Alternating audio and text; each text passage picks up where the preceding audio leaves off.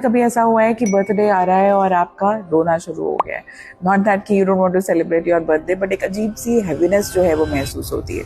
तो पहली चीज़ तो ये बता दूं कि ये सिर्फ आपके साथ नहीं है, बहुत लोग जो हैं वो ऐसा महसूस करते हैं। पर ऐसा महसूस करते क्यों हैं, चलिए वो बता दूं। एस्ट्रोलॉजिकली इस चीज़ के 3 कारण हैं। सबसे पहला, अगर हमारा पिछला बर्थडे ईयर हैवी रहा हो, कुछ समय से हमारी दशा जो है वो ऐसी चल रही है जहां हम बहुत सारे, जैसे कि लगता है कि हमारा टेस्ट हो रहा है, कि हम लोग इमोशनली ईजी या हम ये कहीं ब्रीद नहीं कर पाए हैं, कुछ ना कुछ बैक टू बैक लगा रहा है। जैसे बर्थडे आता है ना, तो हमें वो हैवीनेस जो है वो महसूस होनी शुरू हो जाती है। दूसरा कारण है the solar return. Solar return का मतलब क्या है कि जब आप पैदा हुए थे, सूर्य जो है वो इस राशि में थे, तो वही आपका सन साइन है ना। तो जब सोलर रिटर्न होता है तो आप ये सोचिए कि हम पैदा होते हुए भी सबसे पहली चीज़, हम मुस्कुराए कम थे, रोए जो है वो उस दौरान ज़्यादा थे। लेकिन वो रोना जो है वो अपनी बात को समझाने का तरीका था।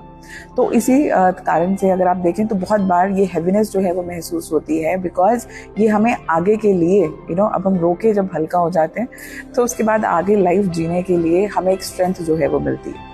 तीसरा रीज़न है, जब हम वर्षफल की बात करें, तो आपकी बर्थडे यानी कि आपकी बर्थडे जो है वो 2025 से 26 की अगर हम बात करें, तो इस साल में सितारे भी तो कहीं ना कहीं बदल रहे हैं ना।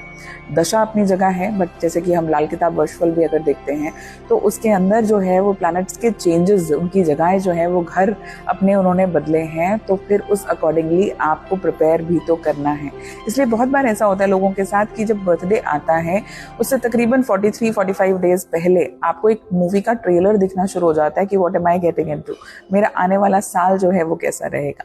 तो अगर बर्थडे के आसपास आपको रोना आ रहा है ना, take it as a positive sign, because आप किसी चीज़ के लिए प्रिपेयर हो रहे हो। जब पुराने बर्डन्स कम होंगे, हम हील होंगे, तभी, मैं ये नहीं कह रही कि नए बर्डन्स आएंगे, बट नई चीज़ों को लेने की शक्ति हमारे अंदर जो है वो ज़रूर आएगी। सोल्यूशन क्या है?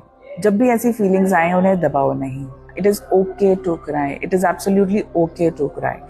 अब होता क्या है कि जब हम इन फीलिंग्स को सप्रेस करते रहेंगे ना, तो फिर बॉडी में कहीं ना कहीं ये चीज़ तो है हमें परेशानी करेगी। और इस चीज़ को आप साथ तो साइंस भी वैलिडेट करती है कि जितने ट्रॉमास, जितने फियर्स, जितनी इनसिक्योरिटीज़ आप अपने अंदर भरेंगे, ये कहीं ना कहीं आपके लिए हेल्थ इश्यूज क्रिएट करेंगे।